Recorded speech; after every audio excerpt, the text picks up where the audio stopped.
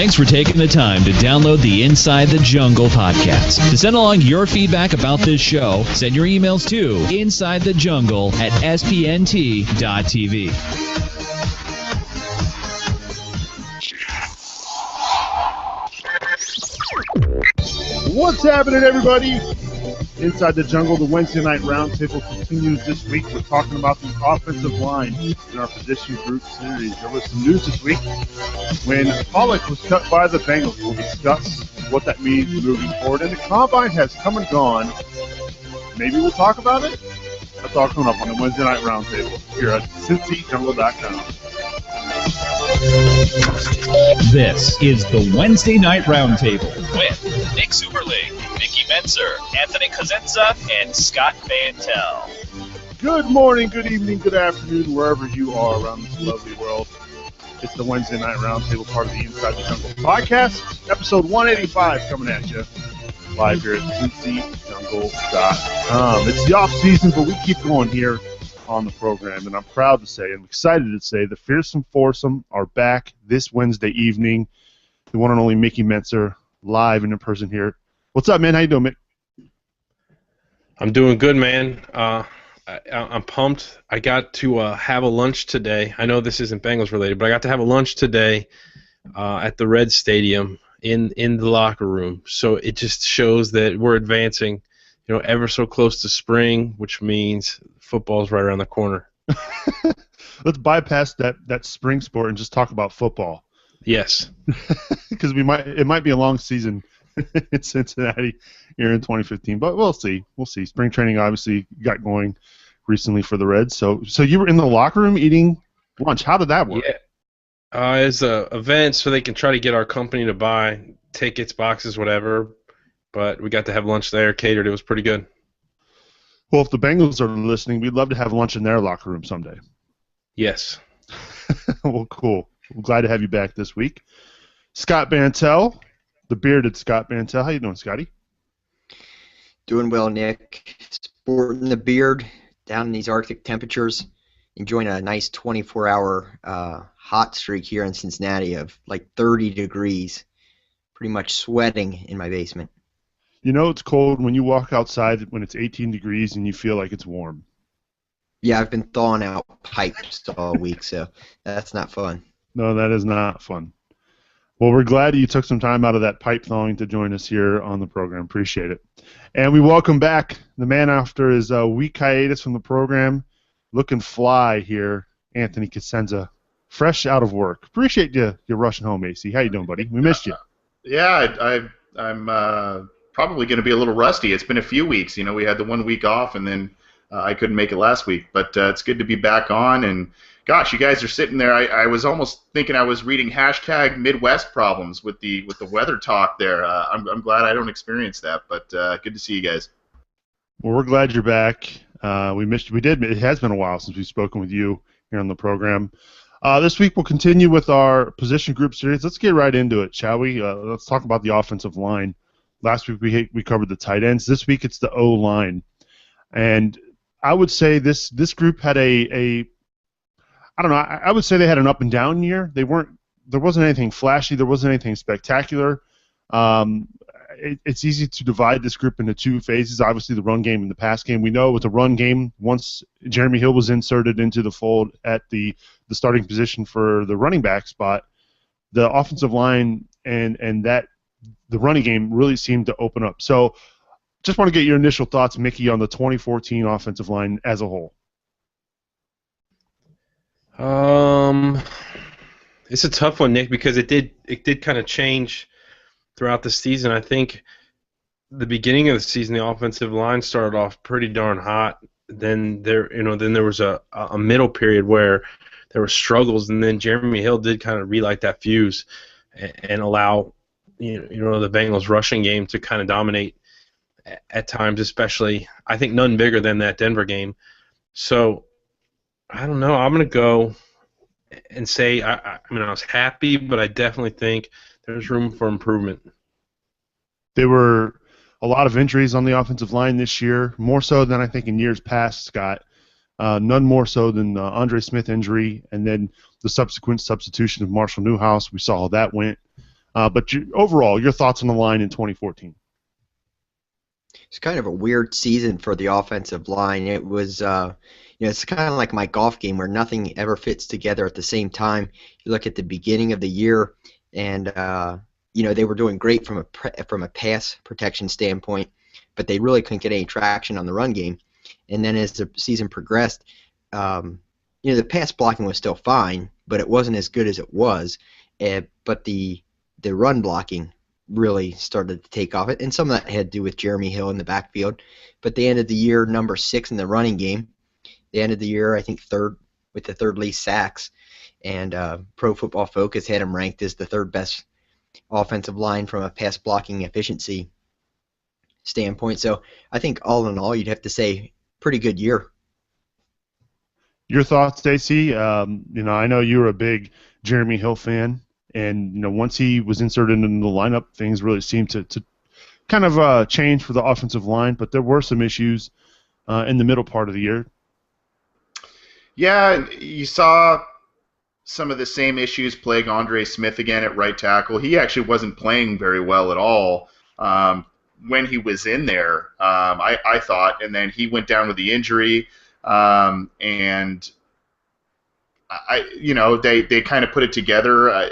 Newhouse was in there, and then he wasn't playing well, and luckily the Bengals recognized that he was kind of a weak spot, and they made another move there and got Eric Winston to help out, which was a good boost towards the end of the year. But overall, I thought it was pretty good. I thought Andrew Whitworth had one of, if not the best year he's had as a pro. He played phenomenal.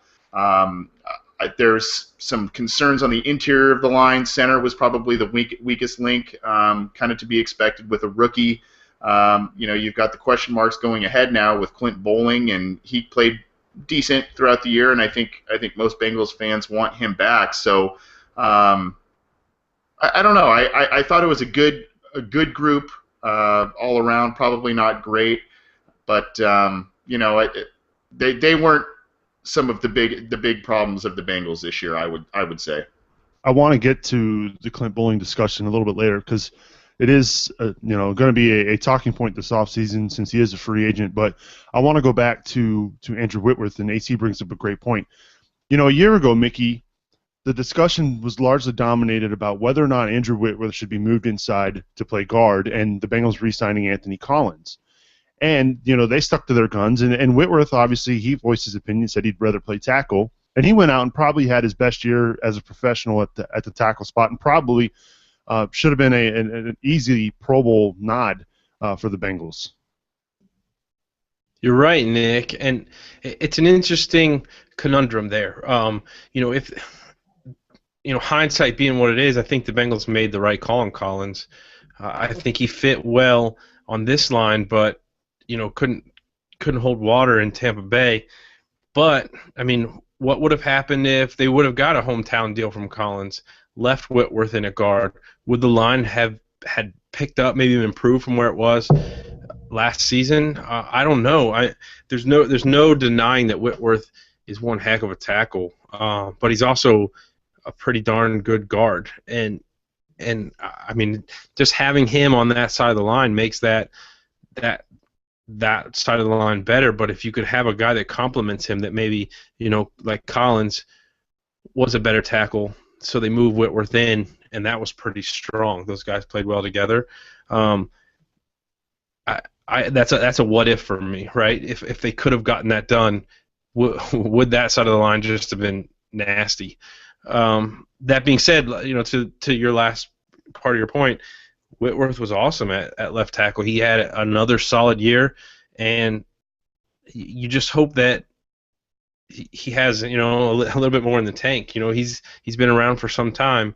At some point, maybe you want to protect him, cover him, and just pull him inside. But you need that guy on the outside to be able to handle that. So, I'm a Whitworth fan. I know that Josh Kirkendall has a huge man crush on Whitworth, and it's deserved because he's a lunch pail guy, and it was great to see the year he had.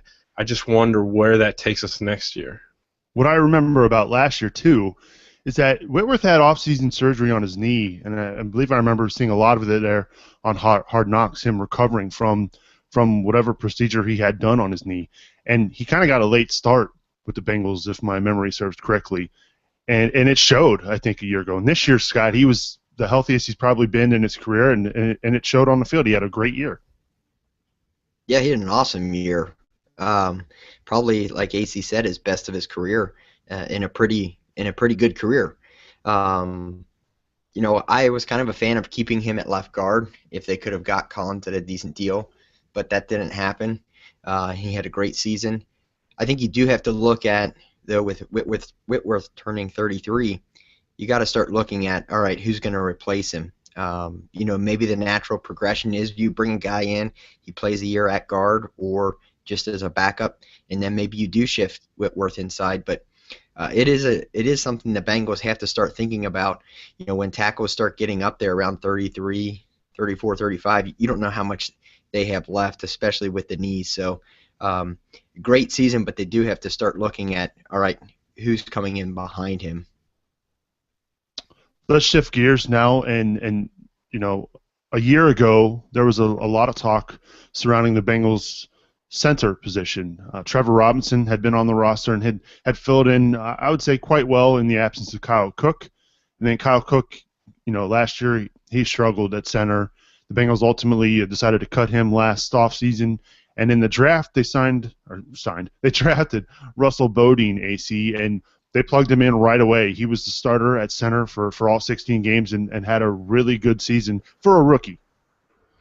Yeah, I think some others would disagree that he had a good year. I mean, there's a couple of the guys that contribute to Cincy Jungle. I know Cody Toomey isn't the biggest fan of Bodine, and I know Joe Goodberry is not a fan at all of Russell Bodine, and Joe especially liked to kind of nitpick his mistakes on, you know, little Vine clips and whatever through his Twitter feed, and a lot of that was, you know, you could point to that and say, yeah, he struggled a bit, but you know, he came in, he started. I thought he played better than probably Cook played his last season with the Bengals in 2013. So, you know, I think it wasn't as good as you would hoped, but I think it was nearly as good as you would have expected from a rookie center mid-round pick to come in and play. And you know, the Bengals on both lines, defensive line and offensive line, they like a certain mold of a player. They like on the offensive line, they like the big, strong, nasty mauler types, not really the finesse or players like that and guys who could play a couple of different positions on the line. And you know, Bodine was looked at as a guard center, and he was the bench press king at the combine during his, you know, when they did that last year. So he kind of fit the mold that they liked, and they plugged him in right away. They obviously liked what they had in him, Mickey, when they drafted him, and they plugged him in at starter right away.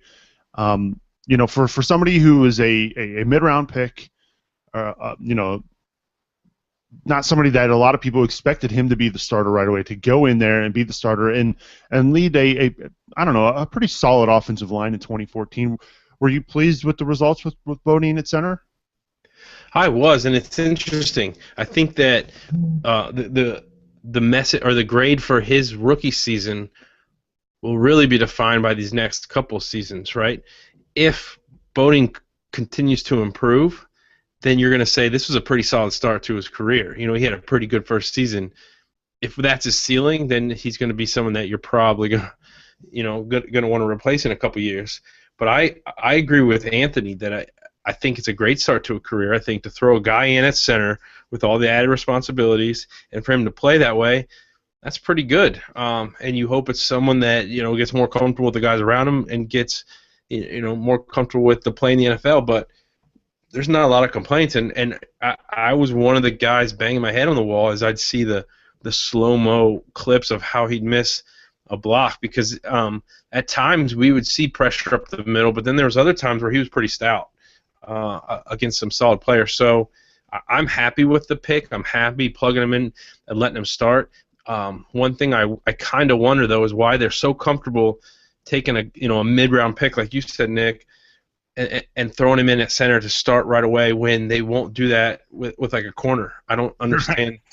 I don't understand the hesitation with some of the other positions, because you could argue that center is a pretty darn important position for your offense. I'm happy with with the play from the young center. I just hope he progresses. I hope he improves. Well, the difference too is that Bodine had nobody in front of him, whereas these corners have three pretty solid pros that they've got to get by in order to see the field. So I see your point. I agree with you. It's like, well, these are first-round picks. These should be starters, but they end up being bench special teamers here for the Bengals. Cody in the chat room says, "Oh God, Nick, don't get me started on Bodine." So clearly, Scott, he was not a fan this year of Russell. But I think when you look at his play this season, there was never a question from a physical standpoint whether he could handle it. A lot of the times, the missed assignments and stuff like that was all mental, which is stuff that can be corrected. Yeah, let's not forget the center position is probably the second toughest position to acclimate yourself to in the NFL behind the quarterback position. So when you're starting a center on a line that ends up, top 10 in both passing and running, you got to consider that a pretty decent season for a rookie. Throw in the fact that he's competing in the AFC North, arguably the toughest and most physical division, going up against guys like Haloti Ngata, the big guys that the Browns got on the line, and the Steelers and Dick LeBeau's defense. I take a look at that and say that's pretty impressive. Certainly he had some struggles, but you're going to expect that out of any rookie, especially a rookie center. So a lot of people, a lot of fans on social media weren't fans of Bodine. Here on our podcast, I think he performed better than maybe a lot of us expected. So kudos to Bodine here in 24. I never know if it's Bodine or Bodine. We'll stick with Bodine from now on, I guess, here on the podcast. There was some news this week as the Bengals cut veteran guard Mike Pollock, somebody they had obviously penciled in a year ago to possibly be that starter at center.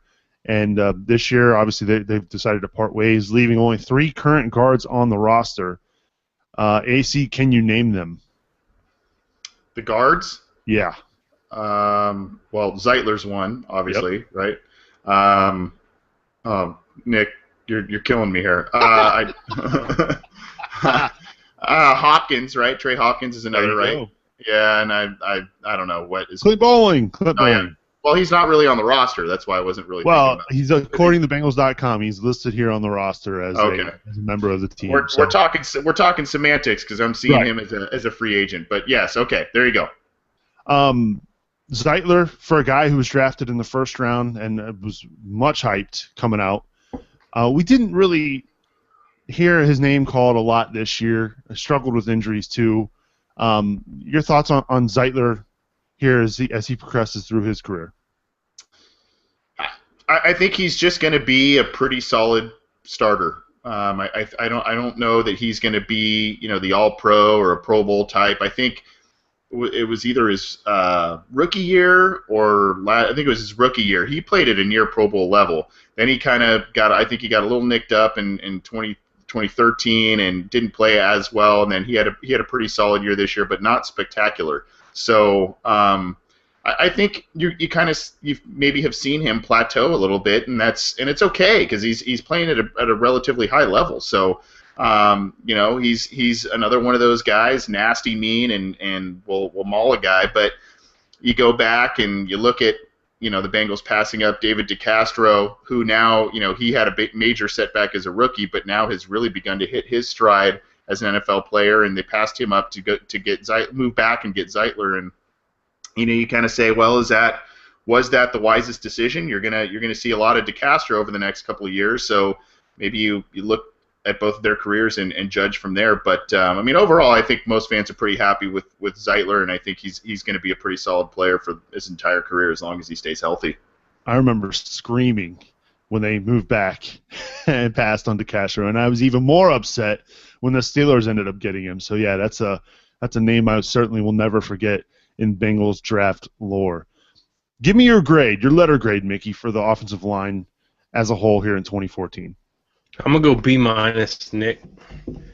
I think injuries hurt him, so I give a little leeway there, but there could have been improvements, and I many times this season we, in our Dalton debates, I pointed at lack of time that he had back there and a lot of pressure he was getting. I put that on the line. So with the injuries and stuff, I'm going to go B-. All right. Mickey says B-. How about you, Scott?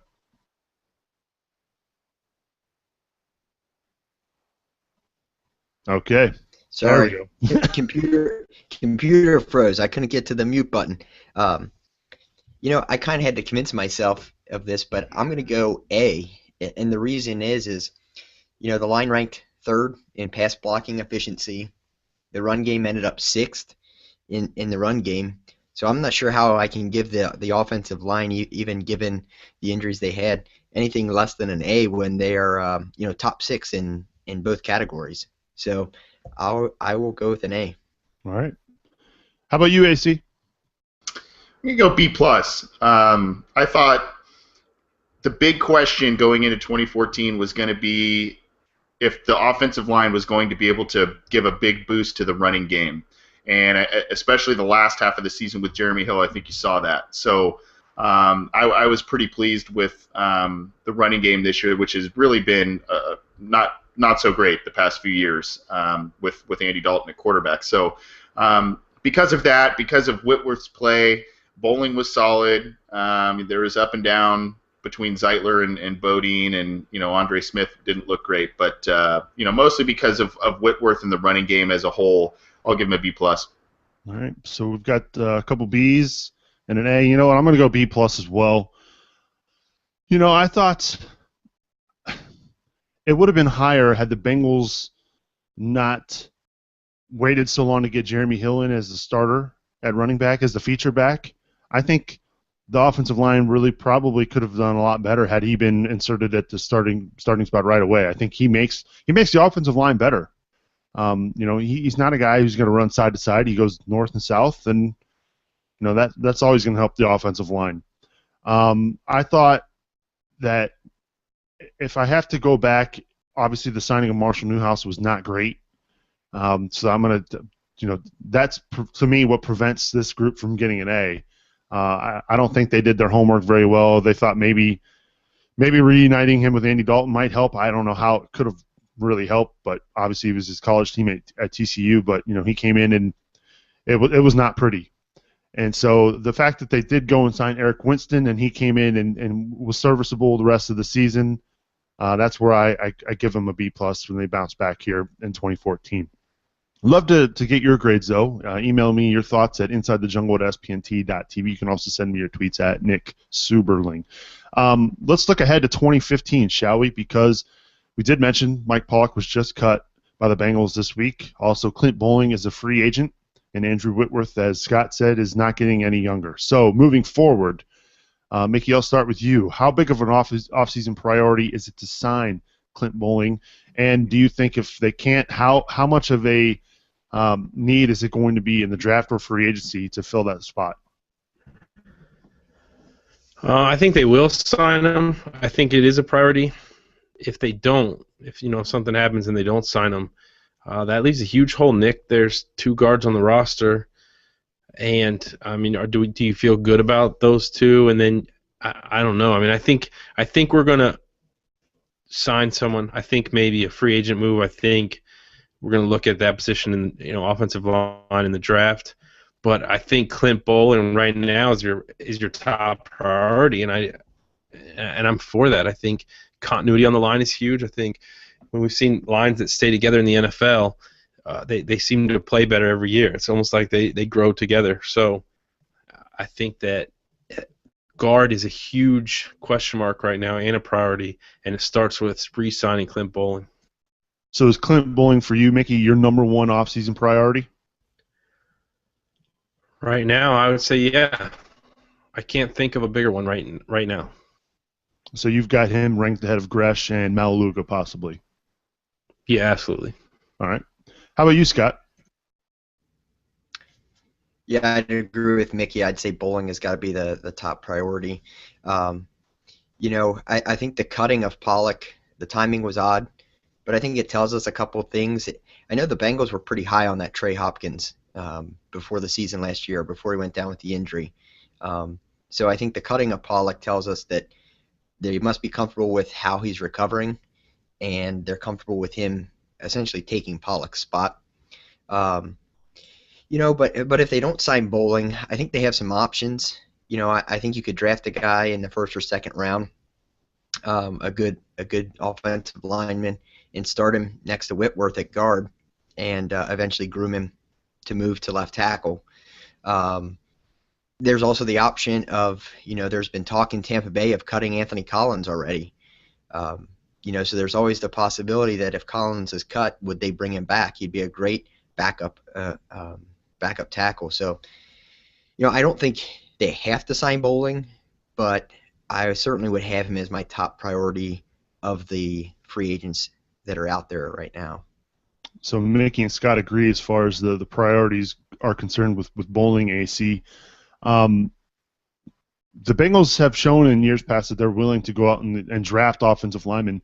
If I'm not mistaken, Tanner Hawkinson was another one of those guys they drafted, yet we never hear his name being called, especially at tackle. But is he maybe a guy, if for whatever reason they can't seem to find that free agent or somebody in the draft that maybe they might explore moving? Because we know a lot of the guys in the offensive line, they show that versatility and can play multiple spots. I mean, it's possible. Probably not likely. Yeah, I would think they'd probably give Hopkins a look over Hawkinson. I do think that what the other guys were saying about the team being pretty high on Hopkins, I think that's pretty accurate. But there's multiple questions going on here. I guess in terms of my thoughts on Pollock getting released, that was surprising, and there's a lot of different conjectures as to why that happened. Hopkins being one, Pollock's knee health being another. There are also, as weird as it sounds, stranger things have happened. They might be kind of clearing some space also to kind of gather some money and do some things this free agency period, like Marvin Lewis has said on numerous occasions so far this offseason. So, that's kind of one reasoning that nobody really believes, but it could be something behind that Pollock release. But if you're asking about off-season priorities in terms of keeping your own guys, I would say Pollock has to be that number one priority. I think he's probably the best. Right? Oh yes, I'm sorry. Sorry, did I say Pollock? Yeah. No. Bowling is your number one priority in terms of keeping your own guys, I think. But there are other priorities that the team's going to need to have to address, free agency and draft at other positions that are also pretty high. Is there anybody, and last week we kind of covered this with the tight ends, any free agents out there currently that you know of that you would rather the Bengals spend money on instead of re-signing Clint Bowling off the top of your head, AC? Are we going pipe dream? Are we going realistic? Sure, why not? Yeah, go ahead. There's a couple of talented defensive tackles coming off onto the market out of Detroit. And, no, but at guard. At guard, nothing really springs them. I'd have to look at the list. I don't know that offhand, but I think they could probably work around and make something happen if Bowling were to go somewhere else and make it work. Whereas other positions, I think, are needing some immediate upgrades, and if they could do that in free agency, then if they lose Bowling, they could look at the draft and maybe get a guy like Scott said in the first 1 or 2 rounds to potentially replace Bowling. That's a route to take too. Is there anybody off the top of your head, Mickey, that screams, "Oh man, I'd much rather have him than Bowling"? No, and I was trying to think. Just put me on the spot like that. The only lineman I know that got cut is Michael Orr, and that's not really a solution there. So, option, right? I not that jumps out. Okay, I know, Scott. You're all up on that free agency list. Yeah, but not necessarily on the guards. My in-depth knowledge on the guards is not not that deep. But no, I think from a guard standpoint, if you're gonna sign a free agent guard, I don't see why you'd go anywhere other than Bowling. You know what you got. He's a solid left guard. So why go elsewhere? Leave good enough alone there. I just looked at the list, Nick. One guy I would say, Mike Upati, from the 49ers. Sign him now. I wanted them to draft him. Yeah. There's also James Carpenter out of the Seahawks. That's a pretty solid player. and then there's another guy, Orlando Franklin with the Broncos. But Iupati probably jumps immediately out that I couldn't think of off the top of my head, but I cheated and glanced at the list there and saw his name. That dude was a beast. I remember him coming out of college at Idaho. Oh, man, that guy was massive. Would love to see him in the Bengals uniform. Probably not going to happen, but, hey, you never know. We keep hearing all these things this offseason about how the Bengals are going to be active in free agency. Well, we're all still holding our breath here on this podcast.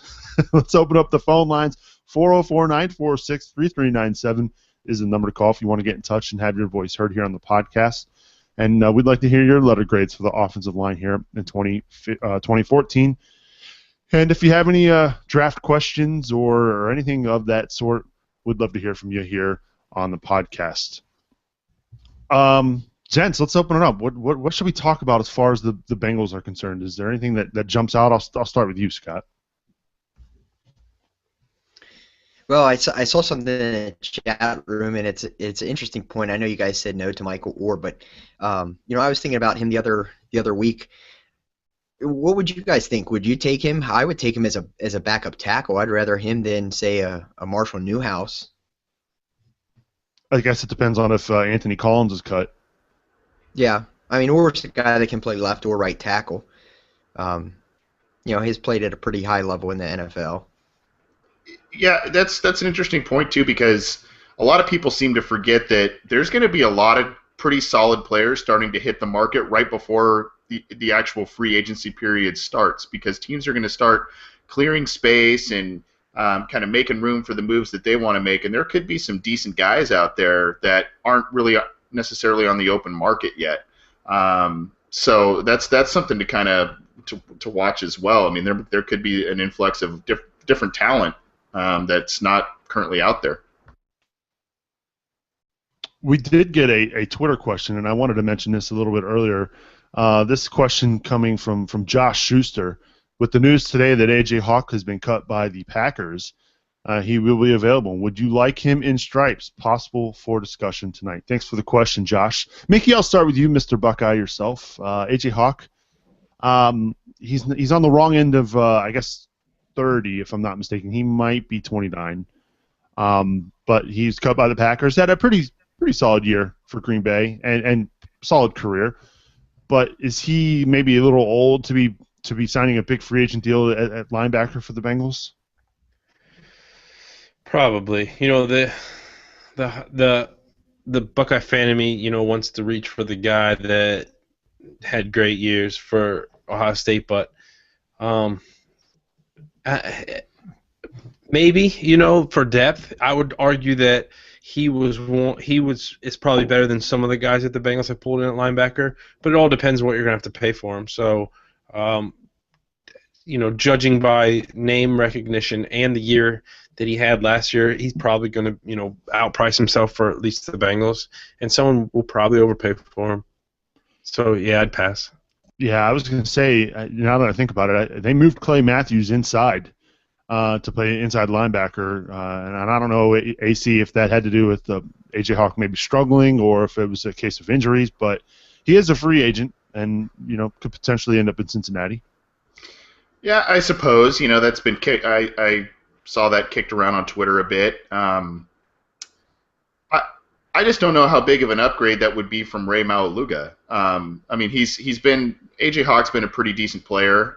He's had his ups and downs too, but he's 3 years older, I think, than Maualuga, right? I mean, he's got 3 more years of NFL experience, and I don't know. I just don't know if that's really the answer at this point. You almost want to just say, hey, if we're going to move on from Maualuga, let's maybe look in the draft, second, third round, get a pretty solid guy that we think can plug in and play, and that's kind of maybe the route I would go instead of getting a guy who's been in the league for about 8 or 9 years. Do you have any thoughts on that, Scott?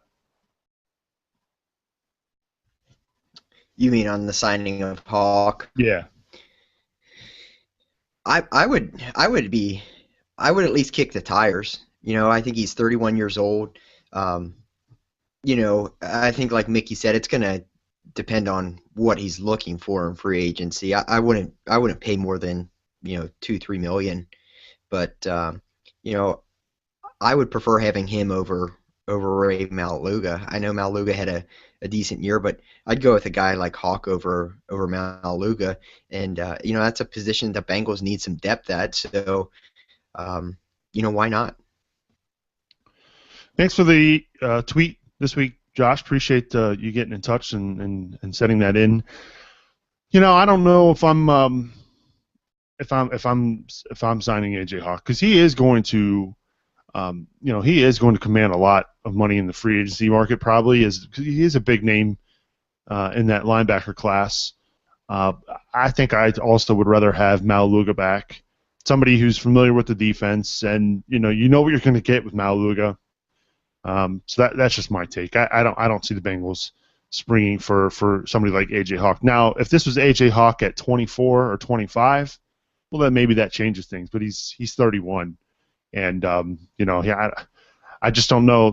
Playing linebacker in the NFL, Mickey, it's not for the old.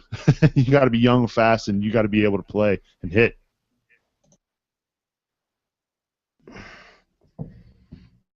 You compare that to like the running back position, where there's that window where you're going to be awesome, and there's very few linebackers that dominate for a huge chunk of time. So yeah, I agree with you, Nick. You can't overpay for guys like that, which is why I said I'd pass. Yeah.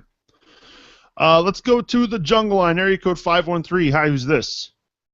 Greg from Cincinnati. How you guys doing? What's happening, Greg? How you been, bud? Nothing much. Just counting down the days to the draft. Just waiting patiently. We've got a couple months, man. I know you're pumped. What's on your mind tonight? Well, after the combine and stuff, you know what? Obviously the biggest thing for the Bengals was pass rush. And my question to you guys is this. You look at the guys that are there. There's like 2 or 3 guys that can fit the Bengals, but they're easily going to be gone in the top 10 probably. My question to you is, do you think a guy like Bud Dupree or Shane Ray or Vic Beasley, one of those guys who's like a 3-4 guy, do you think those guys could fit the Bengals? Because Marvin Lewis pretty much said in the interview that they've kind of backed away from those tweener type of guys, as they refer to them. But what do you guys think? Ooh, that's a tough one, and I think they've been burned by this in the past. David Pollock was one of those tweeners that they tried to experiment at outside linebacker, who was a rush end in college. AC, I'll throw this to you. I watched Vic Beasley in the bowl game against Oklahoma from Clemson, and he was absolutely dominating the offensive line from Oklahoma. And I remember specifically tweeting Joe Goodberry saying, "Hey, man, how awesome would it be to have him?" But and at the time, Joe said there's no way he makes it to the Bengals where they're drafting. But now it sounds like there's a potential he could be there. Yeah, there's one of those guys is probably going to fall. I think Vic Beasley raised some eyebrows because he had a really good combine workout. Maybe it's Dupree that falls because he's from maybe a perceived lesser football program than the other guys. I know. I'm sorry. I'm just saying it. But I've been saying this for about two or 3 years now, that the Bengals need to get a finesse speed type of rusher to complement all of those huge guys they have up front, and they have not found a guy like that. You would have thought that when they brought James Harrison in, he kind of would have been that hybrid player and rushed the quarterback more often. They barely had him do it, which is his specialty. I didn't really understand that, but I would like to see them at least grab, maybe not with that first round pick, but if there's another guy lingering out there in the second or third round, and you went elsewhere in the first round, position-wise, take a chance on a guy like that. And at this point, the defensive line the play was pretty poor last year. So at this point, any boost you could give them, do it. And I would like to see them kind of mix it up. They have these guys that are 6'5", 6'6", 280.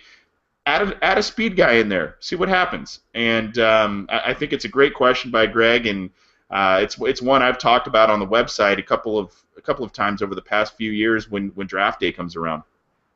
Appreciate the call, Greg. Hopefully we hear from you next week. Let's go back to the jungle line. Area code 314. Hi, who's this? Hey, what's going on, y'all? Long time no hear. It's Antoine. Hey, Antoine. How you been, bud? All right. It's been a while. Scott grew the beard. I was a new guy on here. I was looking at that. I was a new guy. I was like, who's the new guy on there? But, yeah, busy with school, and then only day I have off usually is Wednesday, but then my girlfriend, wants to hang out, and so I got rid of her. So Priorities. I like it, Antoine. Nice job.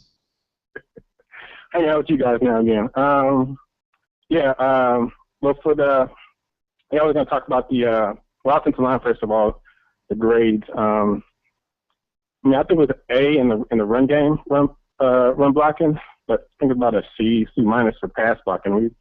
I don't know what it was, but they did a way better job run blocking than they did pass blocking, and that's kind of evident in the playoff game. You see what Andrew Luck's offensive line did for him all throughout, the first two games of the playoffs for him. Like he had 10, 12 seconds back there, and Andy Dalton was getting rushed and only had a few seconds to throw the ball. So we need to improve on the pass blocking, but I'm trying to get you guys' input on the defensive end situation again. I don't really watch too much college football this year, so I don't know too much about the defensive end. But I was going to see, what would you guys rather have, us drafting the defensive end, or I heard Michael Johnson could be released from Tampa Bay, and the word is we probably have some interest because Carlos Dunlap, they're best friends, and he said he missed it here. So I'm just trying to see, what would you guys rather have? That's tough for me. Mickey, how about you? I mean, Michael Johnson, obviously, he went and got a big paycheck and went out and didn't have a very good year. I think, personally, I'd rather see them draft somebody and go younger at that spot, but that's just my take. What about you, Mickey? I don't know. With as bad of a year as he had, you wonder if you're going to get a deal there. And Michael Johnson is a physical freak, and it just shows that you can't. The collective NFL fan gets so wrapped up in these individual players and how they can save a team, and I'll take arguably the best corner in football, Revis, and see what he did when he was put in a situation where he was the only guy. He didn't put up the numbers. He didn't shut anyone down. Football's a team game, and sure, there are stars, and there are guys that elevate themselves past that, but it shows that you can't just pluck a couple guys, plug them in, and have a great team. A lot of that I said to everyone about the Browns last year when they were crazy active in free agency. I said they're still the Browns. They don't have the core. You can't just get a couple pieces of the puzzle and expect to compete. That being said, I would take Michael Johnson if you could get him reasonably priced. He plays well with our team, and he would be another edge threat, and he had his best seasons with the Bengals. I think, if you have enough of those pieces, then you're going to get a better output than if you just try to, throw a superstar there. So absolutely I would take him. Would you agree with that, Scott?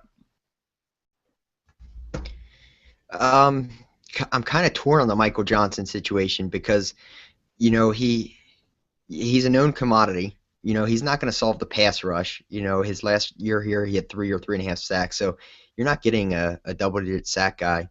But he's had success in this system. It gives you another 1 year to figure out, okay, do we have something in Will Clark or do we have something in Margus Hunt?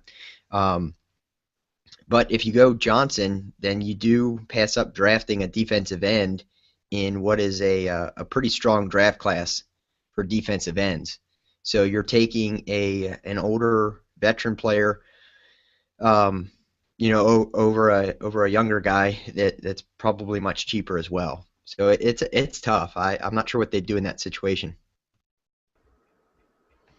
If the question is Michael Johnson versus maybe an unproven rookie, which would you prefer? I mean, there's pros and cons to both. The nostalgic Bengal fan in me would like to say, hey, bring back Michael Johnson, 6'7", 280-pound, chiseled defensive ends don't come around the block all that often, and you really saw what he meant to that defensive line when he was gone this year. I mean, the defensive line was still making some plays when Geno Atkins was hurt in 2013, and last year without Michael Johnson, they just and Geno in there, it just wasn't the same. So I mean, there are even though he doesn't put up gaudy numbers, there are a lot of things to like about Michael Johnson coming back to Cincinnati, and of course I would like it if that ended up being the case. But I almost wonder if you just load up on pass rushers in the draft where you can. Maybe get a bigger guy towards the middle rounds. Maybe you get one of those speed rusher guys we were just talking about early on,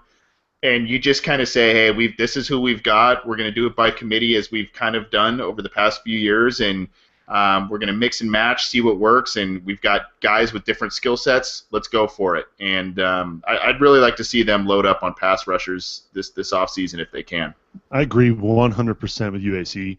I'd like to see them draft 3, maybe 4 defensive ends if they can, because that's the thing that the defensive ends and the D-line, when they had the depth and they could rotate, that's when they were fresh and they were making an impact. So for me, I'm with you. I'd like to see them load up and get some depth at the defensive end spot and go younger. I like Michael Johnson, but I've also, and Antoine, I don't know what you think about this, but I want to see the Bengals get a defensive end that is just absolutely dominant. That gets, I don't know, double-digit sacks regularly. That somebody that somewhat gets close to that 20 sack a year mark. I mean, that would be amazing if the Bengals could get that. And I don't know if we've ever seen that. It's been, off the top of my head, it's been a long time since we've had anybody at that spot that I can even think of coming close to that. Yeah, I agree. I see both points. Like how Mickey was talking about. I see his point, and then also see your guys' point. But I believe probably. I mean, we see what Michael Johnson can do. I mean, he did good when he was here. I mean, the whole defensive line did good while he was here. So I don't know if that was just a problem with him missing or the rest of the defensive line not doing too good this year. But I do think we need to, try to see what else is out there. I mean, draft someone. Maybe they could be better than Michael Johnson, maybe not. But you have to at least give yourself a chance to go out there in the draft and, like you said, try to get a dominating defensive end that can change the game and stuff like that. So yeah, it'd be nice, but we'll see what happens come April 30th. Hey, appreciate the call, Antoine. Don't be a stranger, all right, bud? Yep, I'll be back next Wednesday. No girlfriend now, so I'm with you guys. Hooday. Appreciate the call, Antoine. That's fantastic. Priorities, gentlemen. He gave up his girlfriend. Well, maybe not for this program, but hey, it helps. Pretty cool stuff. Scott, you mentioned Robert Gathers in our little mini chat here. I don't know about you three, but I personally don't think he's on the roster in 2015. I didn't think he'd be on the roster in 2014, but he was. But I don't think he survives. Yeah, I agree with you, Nick. Although I said the same thing last year. I don't know how the guy made the roster. Robert Gathers has been, he's a great locker room guy from everything I hear, but the guy's been stealing money from the Brown family for the last 4 or 5 years. If they can't find someone in this draft be at least that productive, they're not trying very hard. Stealing money, that's fantastic. Yeah, I'm hearing the phrase, I didn't think Robert Gathers was going to be on the Bengals in 2014. I mean, I think I've said that for 2 or 3 years straight, right? I mean, we we keep thinking, oh, he's not going to make it, and he hangs on. And even Jeff Hobson threw a little nugget in some of his posts on Bengals.com saying that he thinks that Gathers could be a cap casualty. I mean, I think it saves them, $2 or $3 million against the cap if they do get rid of him. So I don't think he's sticking around, and he just doesn't do enough to really warrant the salary. Yeah, then again, I wouldn't be surprised if he's on the roster come opening day in 2015. That would be the Bengals' MO for sure. Appreciate the calls tonight.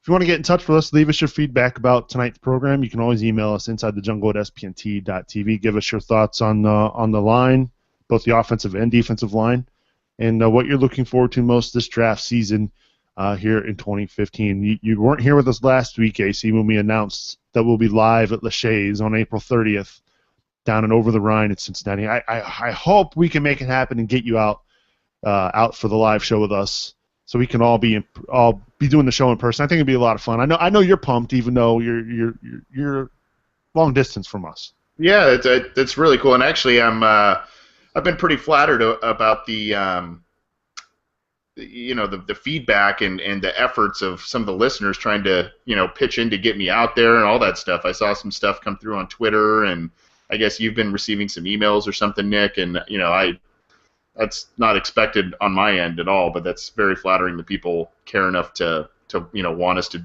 do that together, and I'm going to try my best to do that and see what happens with it. Awesome. Well, I'm pumped. I know it's going to be a fun night. I mean, you remember the draft show last year. I mean, that 4 hours flew. I mean, it was 4 hours, but it flew, and it was a solid program. And now that we'll be doing it live down at Lachey's, it should be a lot of fun. So mark it on your calendars. Join us April 30th. The show will start at 8, but we'll be down there pretty much a couple hours before that setting up, and we'd love the chance to meet up with you fans of the podcast and of CincyJungle.com. So again, that date, April 30th. Put it in your calendars. We'll see you down at Lachey's in Over the Rind. All right, let's do some shout-outs, shall we? Shout-outs! AC, we missed you last week. How about you start us off this week?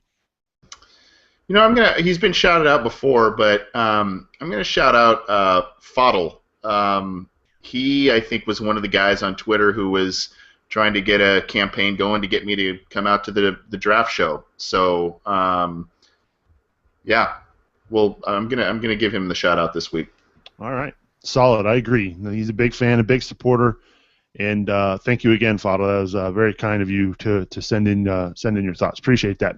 How about you, Mickey? You got a shout out this week? I do, and it's going to come with a little story, Nick. All right. So you know, I don't know if everyone knows. We got together when I was on Who Dey Fans. I had that site, and then we came over here.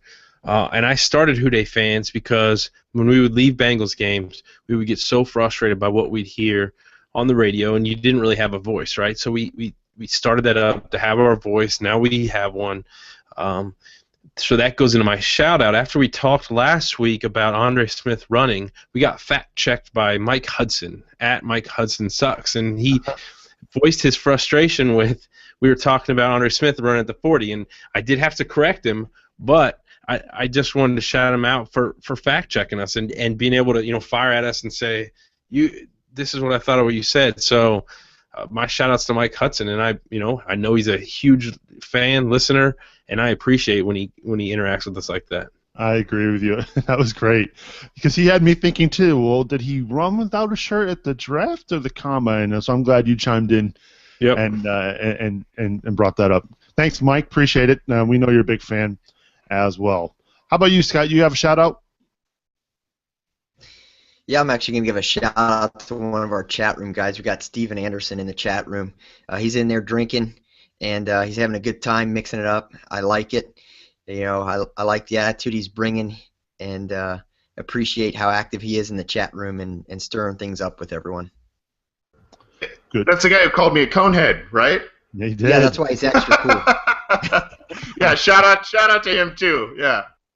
For those of you who are listening to the podcast and not watching live, Anthony, and to be fair, he literally drives home from work and starts the show. He is on the West Coast, so for him, he doesn't have a chance to, settle down for the evening before doing the show. So he's in his dress. I'd say his dress attire, maybe not dress up attire, but he's wearing his work clothes. He's business casual for tonight's show, and he's got his hair in a little spike do, a little thing. I don't know what you want to call it, faux hawk. I don't know. Attempted, yeah, but some might call it conehead. Yeah. that nickname might stick moving forward. I don't know. We'll see. Oh, I think we should. That's brilliant. Background King no more. He's conehead. All right. My shout out this week is to Cody Toomey. I really appreciate how much work he does for our website and how much work he does scouting guys, and he's a big fan of the draft. So he shows up in our live shows every Wednesday night in the chat room, and he's always ready to debate and discuss prospects and guys in the draft and where they fall on his board and that sort of thing. And I'm excited he's going to be taking part as well in our draft show in April, and hopefully he too will be able to make it out to Cincinnati with us. But if not, we'll get in touch with him via Google Plus Hangout, and really looking forward to having him help out with the draft show this April. So that's my shout out for this week. Final thoughts as we wrap up, Anthony Cosenza. Well, I suppose that the Conehead reference was pretty apropos, given that the SNL 40th anniversary just happened a little bit ago. So yeah. So Steven knows what he's talking about. Other than that, just it's great being back on. It felt like it had been quite a long time since I've been on the show and chatting some Bengals. So we're gonna get free agency going here soon, and hopefully teams are. Well, yeah, hopefully it'll be a little more entertaining than it was last year. Well, we're glad you were back this week, and we'll catch up with you next week. Appreciate all you do for the show and the website, AC. Final thoughts, Mickey Mentzer. I too am pretty excited to see what happens in free agency. I think as Bengals fans, we need to kind of temper our expectations with the firestorm that Marvin promised in free agency, but it will be interesting to see what they consider as active. So I'm kind of chomping at the bit to see what happens there. Yeah, we'll see. Again, I'm not holding my breath, but you never know. I guess change is necessary, according to Marvin. Thanks again for doing the show and for all you do for the website, Mickey. Final thoughts, Scotty B. Beam me up. Nick, just getting excited for the draft, show. I saw Steven in the chat room talking about how he doesn't like this draft, and I'm going to disagree. This draft there's not a whole lot of flashy guys, but this is the type of draft where 3-4 rounds deep you can get starters or at least big-time contributors.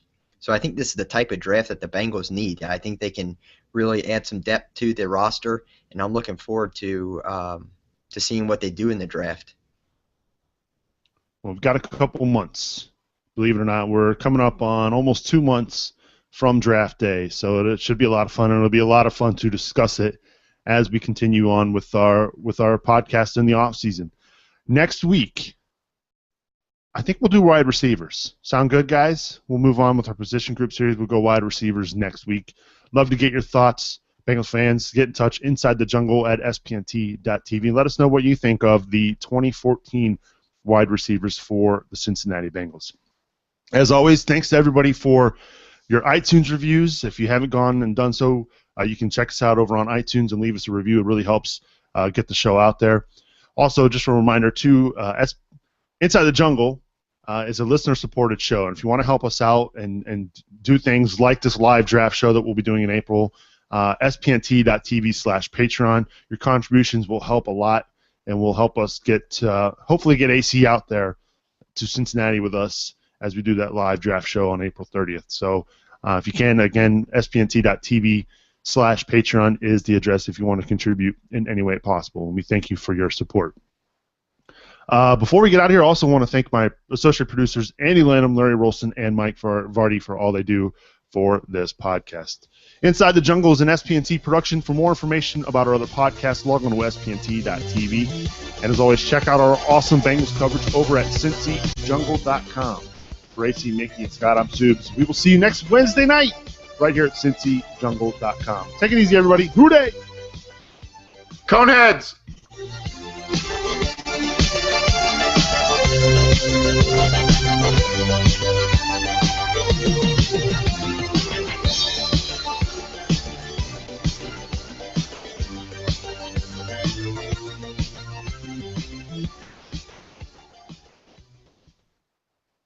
If I could play a Nickelback song, I would, but I can't. Illegal.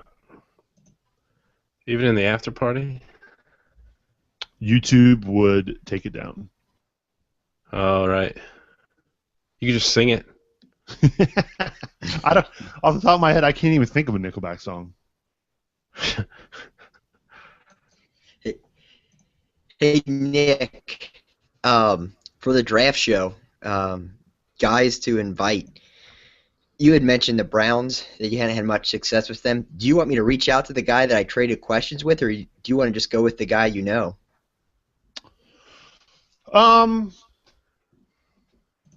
If you actually were able to connect with them, sure, go with your guy then. Okay, well, I'll reach out to him. I was trying to pick, you said, I think you had 7 guys last year, you said. Yeah.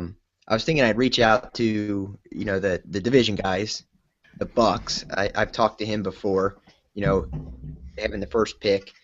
And then, other teams, as far as interest goes, you guys got any thoughts on other teams you'd want to hear from?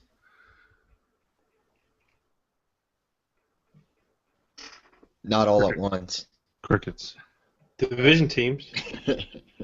Yeah, we had Neil. We had Neil last year. I never was able to get a hold of a Baltimore guy.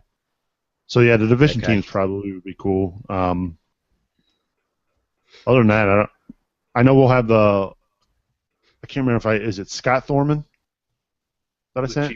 Chiefs guy? He's going to be Joel. Joel. I don't know if we talked to Joel or Scott. I thought it was Joel. It might have been Joel. I think I've talked to Joel. I did a podcast with the guy from the Cardinals, Jesse Root is his name. Jess Root, yeah. Yeah. Sure. I mean, if there's people you've connected with, Scott, I mean, go for it, man. By all means. Yeah, there's a big show to fill. So yeah, 4 hours. So. Yeah, I mean, I'll try to keep it at in that 7. I mean, we got range. Nick arm wrestling Nick, so that'd be pretty sweet. Yeah. What? You're gonna arm wrestle Nick Lachey. That's a great idea. Is he gonna be there? I doubt it, but he might be. You never know. I'm not sure. I mean, he was there 2 weekends ago when I was there, and the GM said that if him and or Drew are in town, he's sure they're gonna want to join us. Yeah, hit him up on Twitter. Just be like, hey, we're coming. We're doing the show at Lachey's, and see if he'll. Yeah, he might make an effort to be there. I don't know. I'm gonna set up the challenge. Oh my God. Our Nick versus your Nick. I'll do that if we hit $500 on Patreon. If we have $5 on Patreon, I would totally do that. Loser pays bar tab. Oh God. That's it. Of our group or the of us four. That's a great. Okay, that sounds like a great promotional event. Subs versus Lachey. I got money on Subs. In the belly of OTR. You don't mess with kickers. Oh man, have you seen these guns? Subs is gonna try to arm wrestle him. Subs is gonna try to arm wrestle him with his thighs. Yeah. I don't want to use his kicker thighs. That's such a weird visual. You need to download. You need to download the soundtrack to Over the Top and just listen to it at work on repeat. Oh, that movie! I can't even believe they made a movie about that. It's kind of good too. It's a guilty pleasure. It's like Roadhouse. Yeah, Roadhouse is solid too. Pain don't hurt much. Roadhouse, great movie. I'm glad you found that audio video company, Mick. I'm glad that was clutch. I'm gonna get in touch with them tonight. $35. That's not bad. Yeah. And we get some monitors too. No way. I couldn't see. I didn't see headsets on there. Maybe I just missed it. Those were $35. That's what I found first. All right. There's a PDF of all their stuff. Oh, okay, cool. Oh, see, I was looking at the website. I didn't look at the PDF. Yeah. Sweet. Hey, Mickey. How does it work with with advertising on the site? I mean, what about partnering with someone like a Cincy Shirts? I mean, even if we're not able to sell SB Nation Cincy Jungle shirts, what about the Inside the Jungle shirts? Partnering with them. We could sell both. I've talked to Josh about it. Anything we bring, we get a bigger cut than they get currently. So, I mean, if there's an idea you want to pitch, I can run it by everyone and we can do it. Trucker hats, bro. We could. Well, I was thinking, I mean, if we did Cincy Jungle, they'd be fine with it. We just have to throw the kickback. Right. I mean, Nick was talking about the pain in the butt of managing inventory for T-shirts. If we partner with someone to actually do the T-shirts, I'm sure they're always looking to advertise. We got plenty of eyeballs. Right. We can partner with them to make and do the shirts. Right. Yeah, I'll talk to Nick, Josh tomorrow. Nick, you talked about funny shirts. What about like a Nike play off the "I just did it" inside the jungle? Crickets again. I'm laughing. No, it's That good. reminds me of Nick's audio clip. Oh God. And then and on the back of the T-shirt could be Nick's Facebook profile, giving everyone Blue Steel close up with that nice haircut. Yeah.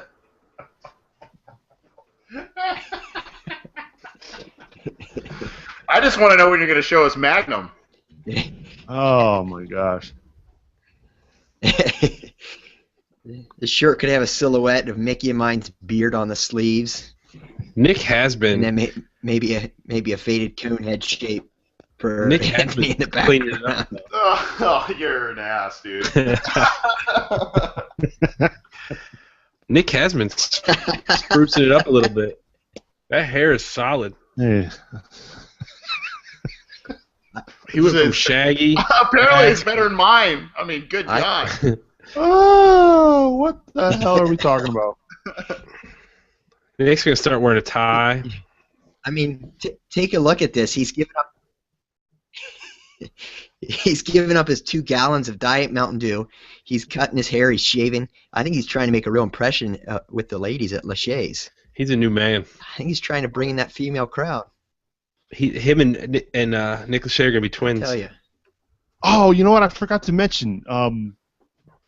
We'll find out on Sunday night if we're a finalist in the podcast awards.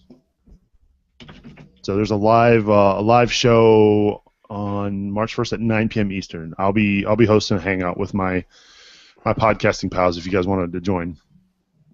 But I also get it Sunday night. So if we've been finalists before, I would think I don't want to jinx it, but yeah, it depends on who reviews the show. Like, they're the ones who they listen to the show and then they go on the website and they check certain criteria. So. Okay, so it's not just from votes; it's other stuff that they look at. The votes part would be next if we're finalists. So who's won it in the past, Nick? The last 8 years has been ESPN Fantasy Focus Football. They have won it the last 8 years. How close are we? Not very.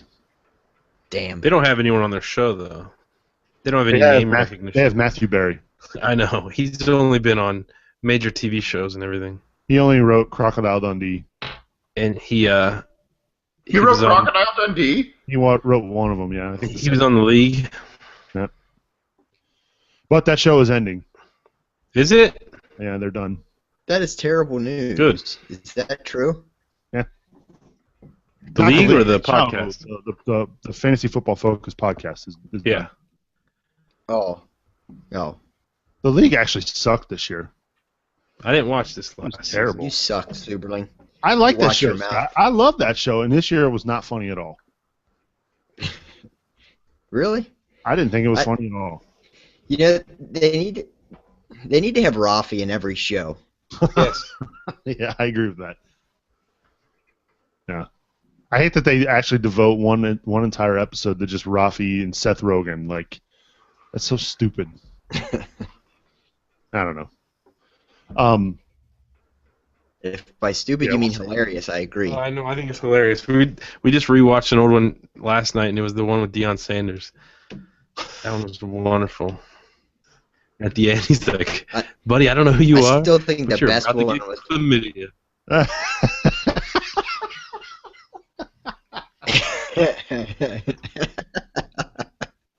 I forgot about that.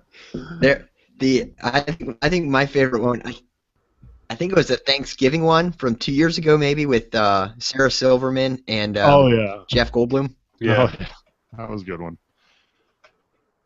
That's I like when Rafi Golden Rafi's Gate on, Bridge, but and that was a good one. I'm just talking about the ones where they do the flashbacks with Seth Rogen, Dirty Randy, and Rafi. Right. when there's no talk of fantasy football whatsoever. I mean, it's funny, but at the same time, it's like, all right. It was funny. They took down a drug lord. Yeah. Oh, man. So we'll see. Sunday night, 9 o'clock Eastern. Tacos Eskimo brother. Yes.